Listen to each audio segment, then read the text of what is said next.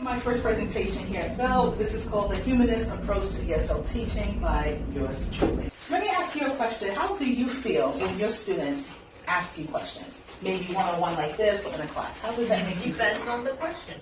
Depends on the And the student. And the student, yeah. So when you say depends on the question, do you mean based on the lesson or just random questions? Well, is it to kind of double check something? Or is it just because they really don't get it? Good point. Or is it to criticize me? Good point. Or knock you down. Or knock you down. Yeah, so it depends on the person. Yeah. Or actually like be a sweet student and actually want to learn. That's And true. have a legitimate question. Yeah. That's always nice when it's actually like I agree. And I think conducive.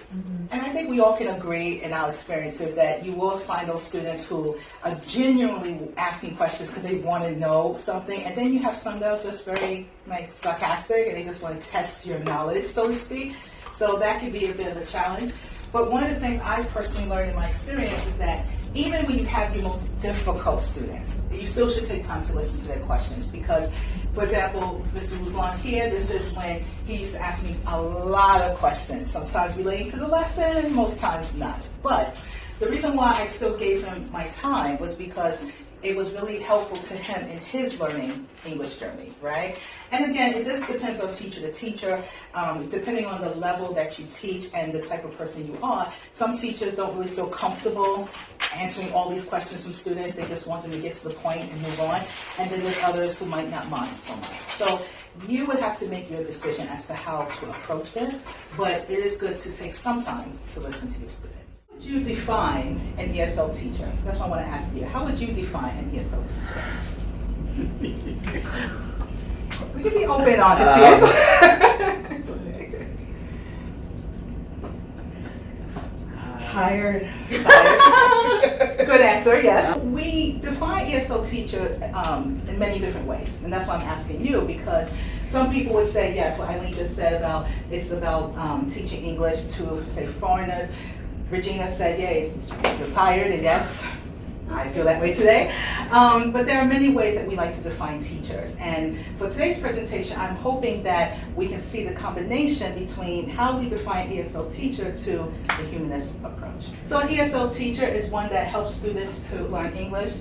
This is old Dara right here. I was teaching in Chinatown. Actually doing a practice on like how to answer this telephone, like do a telephone conversation. And this was actually a level 2 class, but they were just painfully shy, very shy students.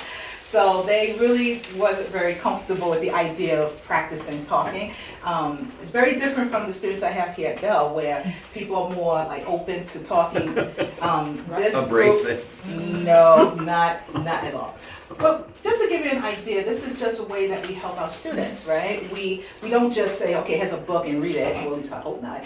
You know, we have to do modeling. We have to, help them to understand what activities that we want them to do or expect them to do. What's the difference between being a teacher and having a humanist approach? And before we can answer this question, we first have to understand what it is to be a teacher. And I'm just going to speak very general, not just ESL, because sometimes if we don't know what it is to be a teacher, then it can be a little difficult to figure out this humanist approach. So to answer this question, you first have to know your students. Why is it important to know your students? Why is that so important? Attitude will depend on it. Yeah, attitude. Yeah, I agree. The learning styles differ, so you have to kind of cater to everybody. True. So learn style, attitude. Knowing if they're coming from war-torn countries? Yes, exactly. Having an idea where they're coming from. But one of the things I think all of us agree with is that when we say get to know your students, we don't necessarily mean personal, right? It just means where countries they're coming from.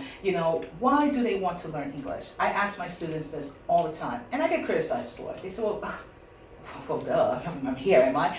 But it's good that we know that, right? Because for the teacher, you have an understanding where the students are coming from, but from the student's perspective, they kind of remind themselves, why are they here, right? Are they here to learn? Are they here for other reasons? And you don't want your time wasted either, right? So it's really good to have that understanding from day one. They want to learn English for the right reasons, right? They want to learn because they want to communicate with people. They want to maybe find jobs. they want to maybe go to college, university. So it's kind of good to have this idea.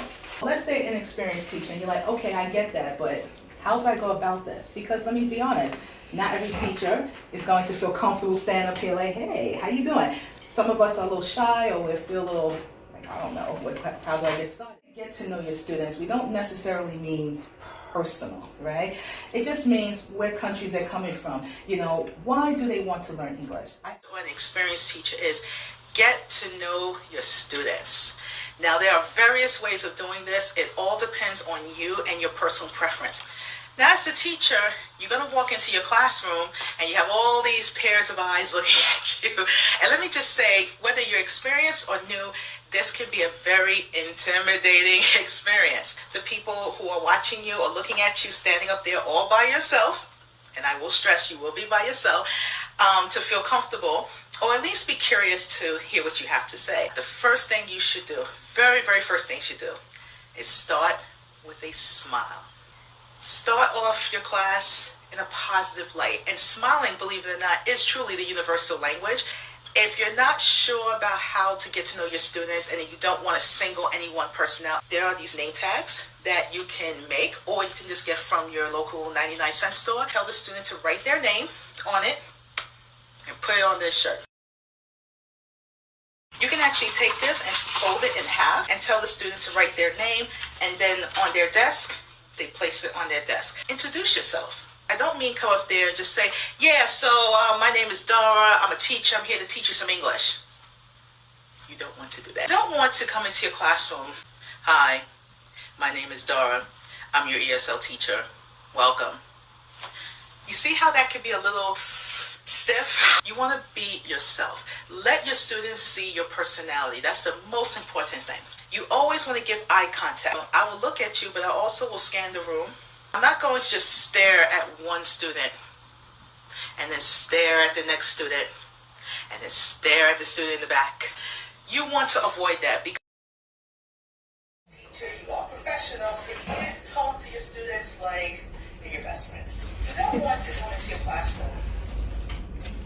Hi, my name is Dara. I'm your ESL teacher. Welcome. The students see your personality. That's the most important thing. What is your opinion about that? Do you agree or disagree? Do you feel that this is one way to help you to feel comfortable, or at least allowing your students to feel comfortable with you, or do you feel opposite? What's your opinion? Yeah, be warm. Not be warm? Okay. Yeah. Does anyone feel like, I don't really like this too much? I come in with my normal bitch face.